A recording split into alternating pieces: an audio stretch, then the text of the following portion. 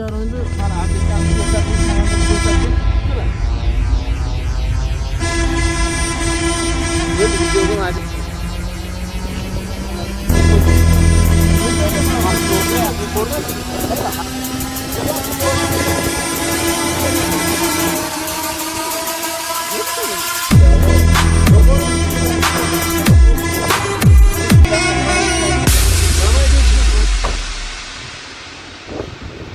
Hamma narsa bor. Komandir, nimaga e'tiroz qo'ydingiz?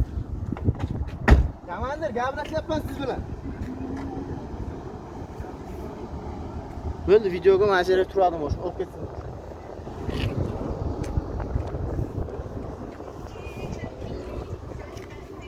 Komandir, e'tirozingizni ayting menga, nimaga? To'g'rimi? Qandaylar qiladi? Sizga yomon gapirmadi.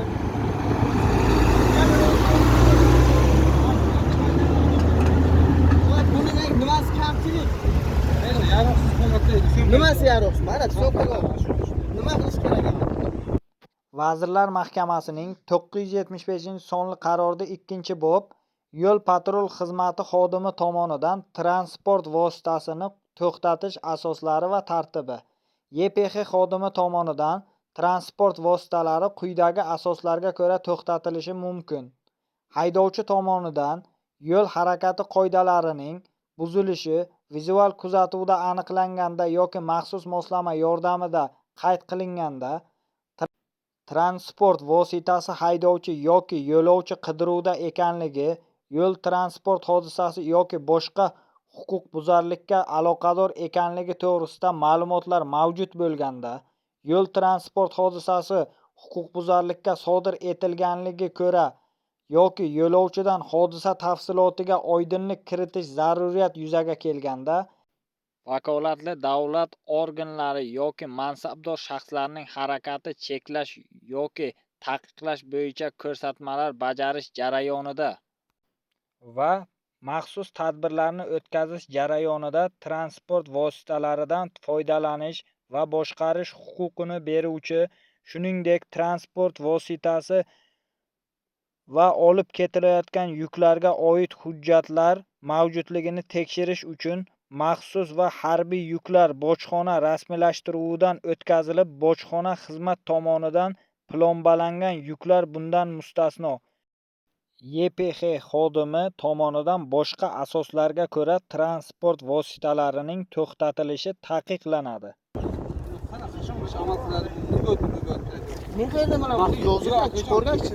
Qayda hamma narsa bor. Men nimaga ishlataman?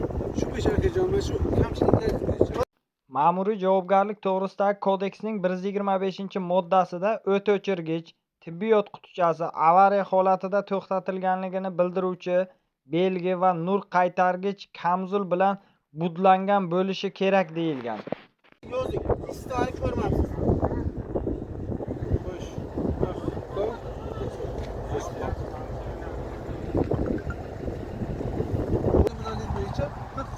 qo'l qo'yishdan bosh tortgan. Nimaga? Hozir bu yerda yozadigan joyi bor, masalan men Qog'oz protokolda Mana guvoh sifatida sizga hech qanday qoidabuzarlikni bilmaysiz. Hamma ham aytadi. qog'oz protokol. Qo'l qo'yishdan bosh tortgan bo'yicha. Men bosh o'rtada qog'oz protokol yozsinlar. Men e'tirozimni yozaman. Endi qarang, haydovchini qo'l qo'yishdan bosh tortdi deb yo'l patrul xizmati xodimi o'zini xizmat faoliyatida guvohni majburiy jalb qilib haydovchiga bayonnoma rasmiylashtirilmoqda. Vazirlar Mahkamasining 24.06.2020-yildagi 407-sonli qarorida keltirib o'tilgan haydovchining e'tirozi bo'lgan taqdirda bayonnoma qog'oz shaklida rasmiylashtiriladi. masalan Yo'q, bu yerda elektronda mana aka. Qo'shadigan narsa bitta asosiy Noqonuniy ish qilmang. Men qog'oz protokol so'rayapman sizdan. Noqonuniy ish qilmang. Noqonuniy ish qilyapti, yozyaptilar, guvohni tayyorlayaptilar. Mana hamma narsa bor. Sinovga o'tgan nima gaplar. Qog'oz protokol bering. nimadan? 100 yozaversin. Nima deganim? Ko'rmaysiz, bu to'g'laganingni qilyapsiz. Murojaat qiling deyapti. Haqqingiz bor. Xo'p, men noroziman. Menga qog'oz protokol bering. Men bayonnoma tuzib bo'lgandan Menga qiziq emas, men videoga aytganim bu. Noqonuniy ish qilmang. Men qog'oz protokol so'rayapman sizdan. Bayonnomangizni saqlab qo'ying. Men bu protokoldan noroziman. Allamurod Begal Jo'rayev. Allamurod Begali Jo'rayevich. O'zinglar bor, qamayga olasangiz. Kechirasiz. Hujjat bor mashina qamab bo'lmaydi. Mana Qoidabuzarligingiz bo'yicha chora ko'rdim. Men noroziman. Norozi bo'lsangiz to'g'ri murojaat qilasiz. Noroziman. Menga qog'oz protokol. Kechirasiz, bayonnoma saqlab qo'ydim men. Men sizga saqlamaslikdan oldin aytdim. Noqonuniy ish qilmang.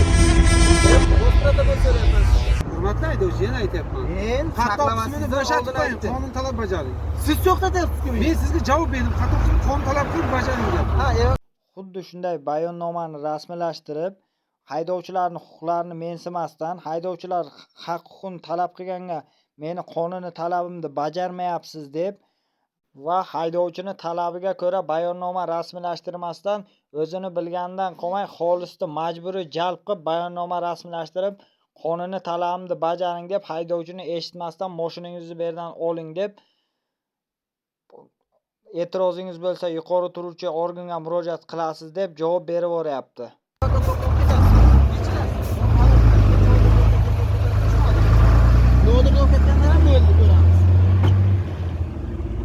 Men noroziman. Agar noroziman, qog'oz protokol so'radim. O'zlar o'z boshimchalik qilib planshetga bayonnomani yozdilar, qog'oz protokol bermadilar.